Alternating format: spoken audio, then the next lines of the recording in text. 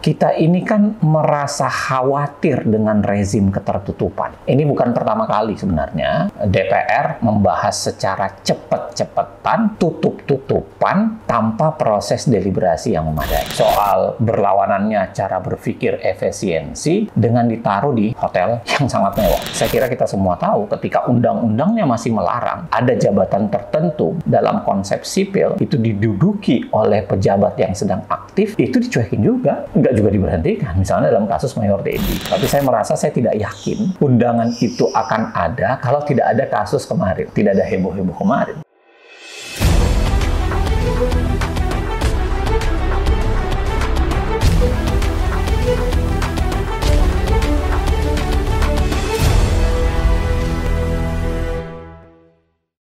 Assalamualaikum warahmatullahi wabarakatuh.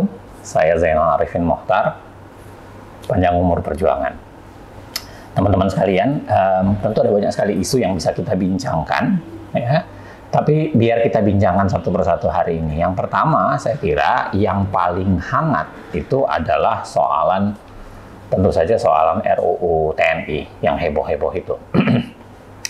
Ada banyak latar belakang kenapa heboh. Yang pertama, tentu saja karena teman-teman masyarakat sipil kemarin menggeruduk, dalam tanda kutip ya, tempat pertemuan anggota DPR di sebuah hotel mewah membincangkan soal RUU TNI.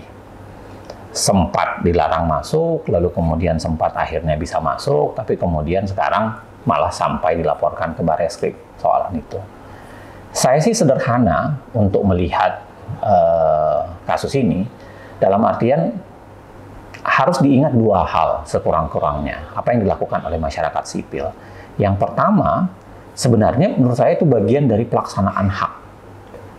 Jangan lupa loh, sebenarnya partisipasi masyarakat itu wajib di dalam Undang-Undang 26, pasal 96 Undang-Undang 12 2011 yang kemudian berubah menjadi 15 2019, lalu kemudian 13 2022.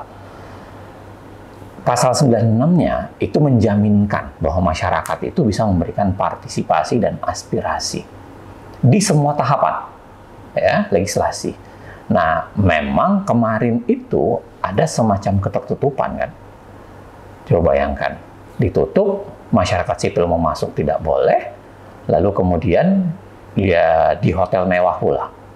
Itu satu konteks yang harus teman-teman ingat. Konteks kedua adalah kita ini kan merasa khawatir dengan rezim ketertutupan. Ini bukan pertama kali sebenarnya DPR membahas secara cepat-cepatan, tutup-tutupan, tanpa proses deliberasi yang memadai. Ini bukan kali pertama. Ya kalau mau dikatakan kita udah trauma karena udah berkali-kali. Undang-undang KPK, undang-undang yang selalu punya kepentingan itu selalu dibuat dengan cara yang relatif sama. Undang-undang Minerba, undang-undang BUMN kemarin, bahkan kemudian undang-undang Cipta Kerja, ya, undang-undang yang dibuat seperti kejar target, kejar tayang gitu, tanpa melalui aspirasi dan partisipasi. Itu sebabnya kenapa saya kira publik menjadi sangat concern untuk menyampaikan bahwa jangan dilakukan dengan cara yang sama. Ya, mungkin kalau kita mau tambahkan faktor ketiga, ya tentu saja soal berlawanannya cara berpikir efisiensi dengan ditaruh di hotel yang sangat mewah. Nah, tapi izinkan begini teman-teman, saya mau balik lagi ke soalan sebelum masuk ke substansi. Persoalan mendasar menurut saya yang tidak kalah pentingnya selain partisipasi, tentu saja adalah soalan paradigma. Ada pertanyaan mendasar soal paradigma. Ya, sebuah undang-undang ketika dibuat, sebenarnya politik hukum dan paradigma di dalamnya itu sebenarnya apa? Nah, ini yang harus kita analisis panjang kali lebar. Menurut saya, paradigma coba-coba untuk menguatkan kembali peran tentara di ranah sipil itu bukan sekarang. Itu sudah terjadi berulang kali. Revisi undang-undang aparatur sipil negara kan sudah memasukkan itu. Dalam banyak kesempatan saya kira pernyataan dari para pejabat publik juga sama, untuk mengatakan tentara kembali harus bisa memegang jabatan-jabatan tertentu. Nah, bahkan kasus yang terakhir, saya kira kita semua tahu ketika undang-undangnya masih melarang, ya, ada jabatan tertentu dalam konsep sipil itu diduduki oleh pejabat yang sedang aktif, itu dicuekin juga, nggak juga diberhentikan. Misalnya dalam kasus Mayor Dedi, ataupun dalam kasus misalnya kepala Bulog yang kemudian akhirnya direktur Bulog yang kemudian akhirnya baru saja diperbaiki. Nah, maksud saya adalah atas konsep itu yang kita khawatirkan jangan-jangan paradigma dwifungsi itu balik. Dwifungsi ini tentu bukan sama dengan dwifungsi TNI seperti yang ada di masa Orde Baru. Jadi menurut saya membandingkan dengan Orde Baru itu kayak kesia-siaan. Ya memang nggak sama. Tapi dwifungsi ini adalah ketika tentara yang khitohnya sebenarnya adalah untuk menjaga yang namanya pertahanan dan keamanan, itu kemudian dipaksa atau kemudian disuruh masuk ke wilayah yang seharusnya non pertahanan dan keamanan. Dan itu problemnya. Harusnya ada ranah dibagi dua dengan jelas. Tentara itu memang dididik, ya, diberikan senjata, diberikan baju untuk bekerja dalam ranah yang pertahanan dan keamanan. Sedangkan non pertahanan dan keamanan itu harus diberikan kepada masyarakat sipil. Itu bukan karena dikotomis, tetapi itu lagi-lagi karena memang diferensiasi yang dibayangkan. Ya, dan itu sudah sejarahnya sudah panjang. Begitulah bagaimana kerjanya militer, tentara dari zaman dulu, ya, sampai kemudian belakangan. Anda bisa lihat di berbagai kesempatan, termasuk film-film yang bercerita soal bagaimana seorang tentara atau seorang panglima itu kemudian tidak boleh menyeberangi sungai tertentu kecuali kalau sudah melucuti bajunya dan lain-lain sebagainya. Nah, poin saya sebenarnya adalah tidak bermaksud untuk melakukan dikotomi, tapi harusnya dibagi, dibuat segregasi yang ketat. Kenapa? Karena tentara itu punya kesetiaan yang berbeda. Dia kesetiaan pada atasan. Dia punya doktrin yang cukup berbeda. Doktrinnya adalah soal pertahanan dan keamanan. Nah, ketika dipaksa dalam konteks sipil, yang itu bisa jadi berbeda, bisa jadi harus ada diskursus, bisa jadi harus panjang perenungannya, bisa jadi harus melakukan riset yang mendalam, bukan hanya berdasarkan perintah atasan. Nah, tentu akan berbeda hasilnya. Nah, memang ini yang saya mau bilang ya. Yang agak saya khawatirkan adalah ada semacam interpretasi yang eksesif.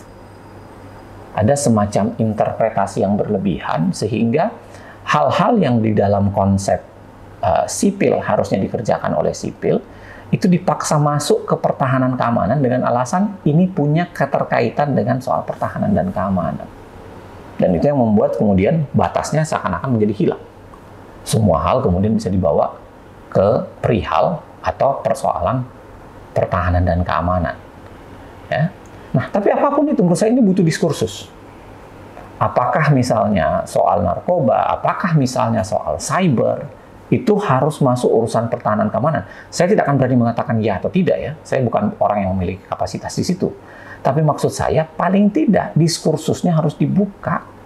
Wacananya harus dibuka. Kenapa? Supaya kita semua bisa memberikan sumbangsi pemikiran. Dan itu sebabnya partisipasi dan aspirasi wajib dibuka dalam proses pembentukan peraturan perundang-undangan. Apapun itu, saya kira kemarin akhirnya hari ini tadi ya, hari ini atau tanggal 18, teman-teman masyarakat sipil kemudian diundang. Saya nggak tahu, tapi saya merasa saya tidak yakin undangan itu akan ada kalau tidak ada kasus kemarin, tidak ada heboh-heboh kemarin. Saya yakin itu ada korelasinya ketika heboh-heboh, teman-teman turun, beberapa universitas sekarang mulai turun untuk menolakkan hal yang sama, baru kemudian pintunya dibuka. Ya. pintu yang baru dibuka itu kan menimbulkan pertanyaan, ketertutupan macam apa sih sebenarnya yang dilakukan, atau apa sih yang sedang ditutup-tutupi dalam konteks itu. Dan itu yang menimbulkan kecurigaan. Nah, apapun itu, pertemuan dengan masyarakat sipil itu tadi akhirnya menyampaikan 3 hal. Ya, 3 konsep yang sebenarnya masih ada. Dan itu pun menurut saya tidak cukup dengan menyampaikan kepada publik. Harusnya dibuka diskursus. Ada 3 kewajiban legislasi yang berkaitan dengan hak partisipasi, hak untuk didengarkan, kemudian hak untuk dipertimbangkan, dan hak untuk dijelaskan.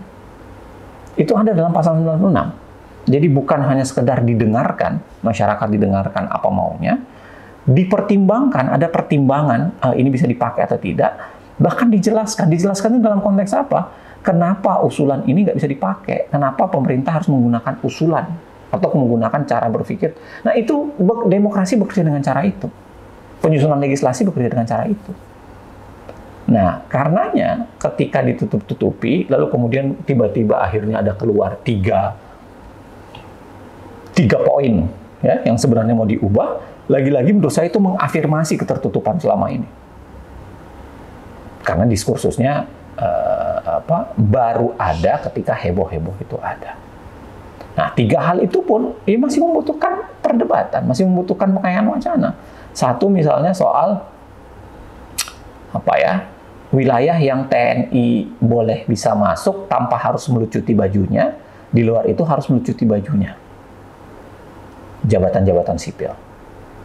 Ya, saya kira harus tetap perdebatan wacana. Kenapa? Karena kita melihat, ya, walaupun pasal itu dulu belum diubah, tetap saja penegakannya kan tidak ada. Penegakannya seringkali dilanggar.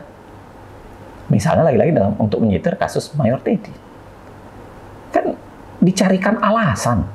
Dikatakan bahwa ini sekretaris militer presiden dan lain-lain sebagainya.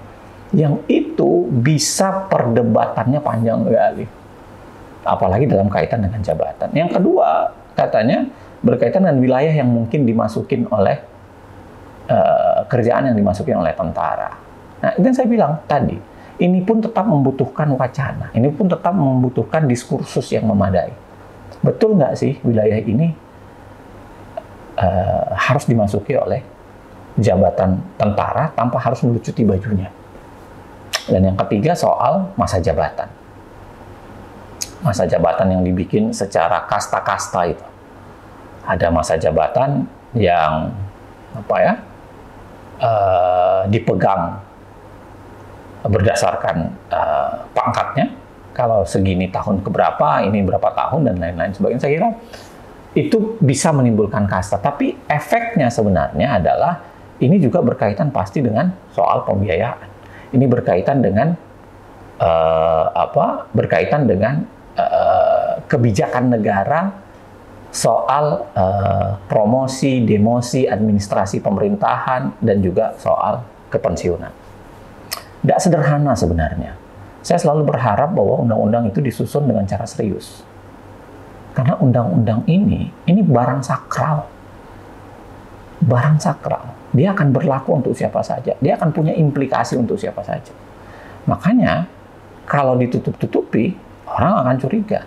Kalau kemudian baru dibuka, orang curiga. Apalagi sejarah kita menceritakan ya paradigma yang saya bilang tadi. Paradigma difungsi ABRI. Apapun hari ini, ya, ketika diundang hari ini, itu pun menurut saya jauh dari kesan cukup bahwa akan melakukan pengayaan publik. Kenapa?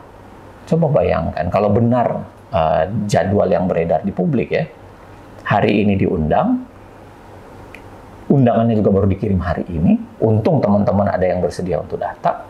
Yang kedua adalah, kalau ikuti jadwal publik, jadwal yang beredar di publik, tanggal 20 udah mau diparipurnakan. Apa exercise pengayaan wacana yang didapatkan dari proses yang secepat kilat ini?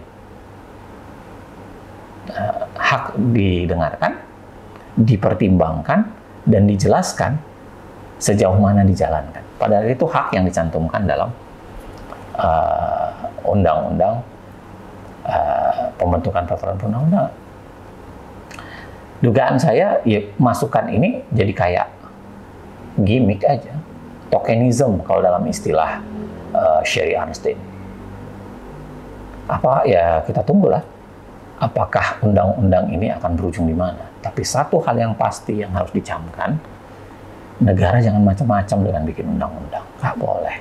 Karena ini berkaitan dengan kebijakan yang seharusnya dipikirkan secara matang dan panjang. Dan yang kedua adalah jangan dibiarkan bermain-main dengan proses demokratisasi yang memang sudah berjalan, kekuatan sipil yang sudah berjalan, segregasi yang memadai antara sipil dengan diferensiasi yang memadai antara sipil dengan militer. Jangan bermain-main dengan itu.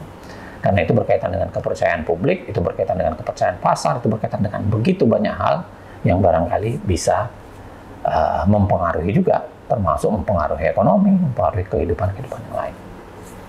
Apapun itu, kita belum tahu apakah ini akan berujung di mana. Karenanya saya kira kita semua tetap harus meneriakkan hal yang sama. Panjang umur perjuangan. Assalamualaikum warahmatullahi wabarakatuh.